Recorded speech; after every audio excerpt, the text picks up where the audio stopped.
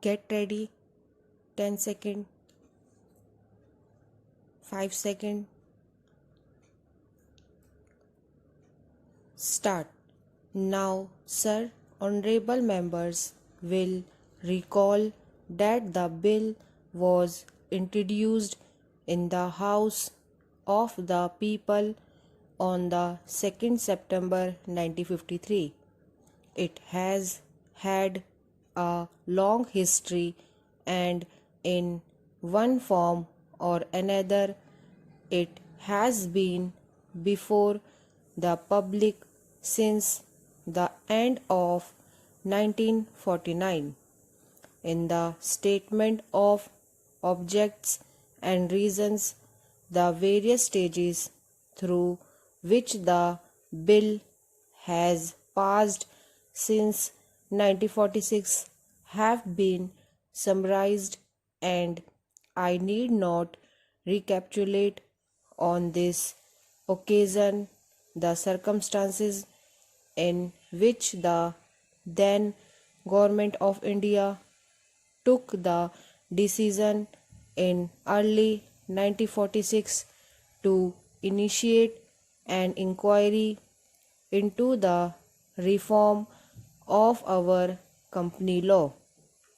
I would remind honorable members that between 1946 and 1948 the entire field of company law was carefully reviewed by two distinguished company lawyers who were appointed to recommend the broad lines on which the present act should be revised. Their recommendations were examined in the then Ministry of Commerce, and certain tentative departmental views which emerged were circulated in a comprehensive memorandum to all recognized trade and industrial association, bar association, the High Court, and the state governments. That brought us to the end of 1949.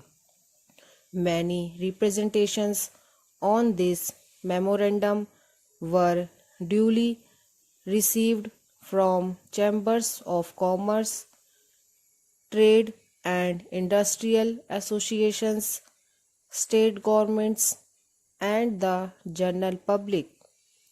At the end of 1949, the Government of India appointed a committee under the chairmanship of Shri Bhabha to go into the entire question of the revision of the Companies Act with particular reference to its bearing on the Department of Trade and Industry in this country. This committee examined a large number of witnesses in many parts of the country and submitted its report in March 1952. This report again was circulated to all state governments, chambers of commerce, trade associations, high courts, and many other bodies.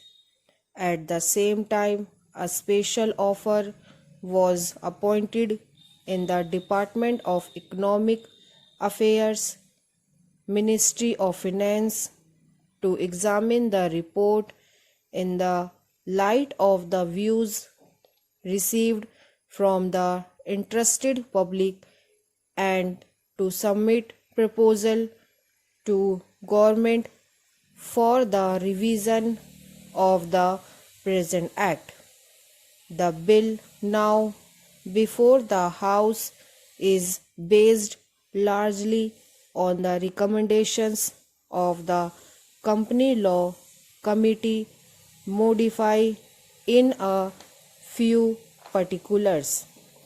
Honorable members will notice that so far as public relations go, the bill has covered adequate ground in a measure like the company's will, however, which covers the entire field of the operation of joint stock companies.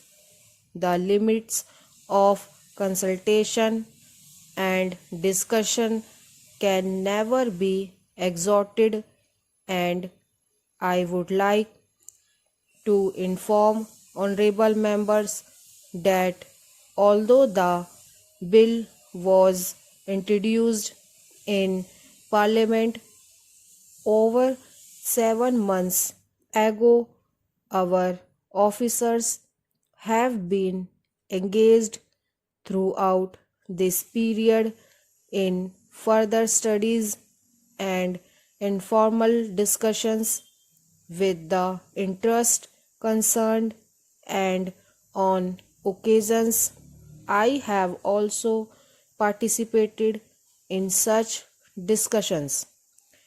I have also given some further thought to some of the issues arising out of the bill, and I propose at the appropriate stage to bring before the Select Committee any changes in the provisions of the bill which seems to me to be worthy of consideration in the light of this further examination. No honorable members will have noticed that the bill contains 6 clauses and 12 schedules. I think it is probably one of the longest legislative measures in recent legislative history, but its size might be regarded as misleading unless I make a few comments.